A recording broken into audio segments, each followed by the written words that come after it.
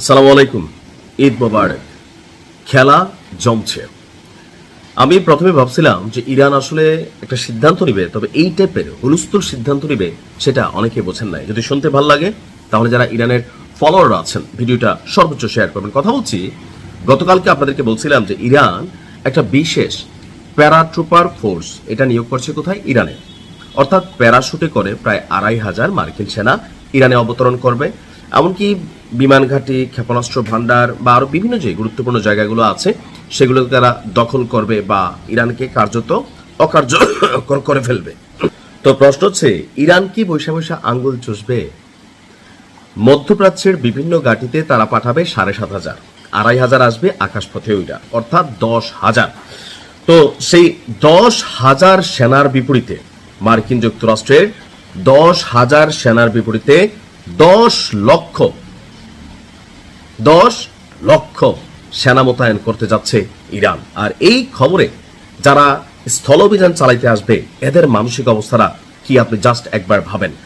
যুক্তরাষ্ট্রের সম্ভাব্য স্থলপথের আক্রমণকে প্রতিহত করতে ১০ লাখ যোদ্ধা মোতায়েনের ঘোষণা দিয়েছে ইরান। মানে শব্দ শুনেই একটা কাঁপুনি চলে আসছে। তেহরান যে কোনো ধরনের মার্কিন স্থল অভিযানকে আত্মঘাতী পদক্ষেপ হিসাবে বর্ণনা করে দেশ জুড়ে আপনার মানে বিশেষ একটা সামরিক প্রস্তুতি শুরু করে দিয়েছে। বিশেষ করে তো মার্কিন যুক্তরাষ্ট্র আসলে কোথায় নামতে পারে এটা একটা বিষয় সকলের কাছে মনে হয় না। খার্গ দ্বীপ, আপনি দেখবেন যে একটা ট্রলিং ভিডিও বানানো হয়েছে খার্গ দ্বীপকে নিয়ে। অর্থাৎ মার্কিনীরা তেহরানে নামবে না, ওরা যদি নামে সেটা নামবে খার্গ দ্বীপ। যে খার্গ দ্বীপ কৌশলগত, সামরিক, বেসামরিক, অর্থনীতিগত অর্থাৎ ইরানের মেরুদণ্ড হিসাবে যদি কয়েকটা জায়গাকে চিহ্নিত করা হয় এর মধ্যে নাম্বার 2 তেহরানের পর সবচেয়ে গুরুত্বপূর্ণ জায়গা হচ্ছে খার্গ দ্বীপ। কৌশলগতভাবে অত্যন্ত গুরুত্বপূর্ণ এই খার্গ দ্বীপকে রক্ষায় সর্বোচ্চ গুরুত্ব দিচ্ছে ইরান, যেখান থেকে ইরানের মোট তেল রপ্তানি প্রায় ৯০% পরিচালিত হয়। তার মানে বুঝতেই পারছেন যেটা তেলে ভাসা একটা শহর।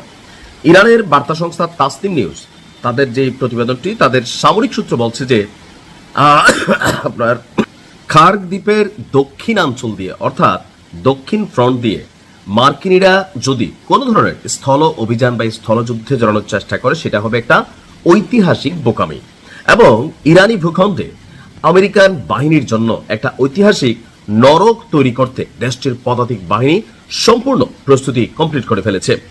ইতিমধ্যে ১০ লক্ষ সেনার একটি বিশাল বাহিনীকে স্থলযুদ্ধের জন্য সুসজ্জিত করার পাশাপাশি গেল কয়েকদিনে ইরানি তরুণদের মধ্যে অর্থাৎ যারা এতদিন সামরিক বাহিনীতে ছিল না বা যুদ্ধে জড়াইতে পছন্দ করতো না তাদের মধ্যে একটা বড় অংশ আপনার যুদ্ধে অংশ নেওয়ার আগ্রহ প্রকাশ করছে।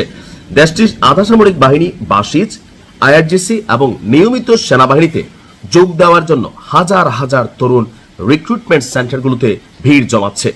এই সংঘাতে অংশ হতে ইচ্ছুক তরুণদের এই গণজোয়ারটিকে দেশটির সামরিক কর্মকর্তারা জাতীয় সংহতির বহিঃপ্রকাশ হিসেবেই দেখছেন। ইরানি কমান্ডিং অফিসাররা দাবি করছেন বর্তমানে তাদের জনবল এবং যুদ্ধের সরঞ্জাম যে কোনো বড় মাপের অনুপ্রবেশ ঠেকানোর জন্য আপনার শক্তিশালী।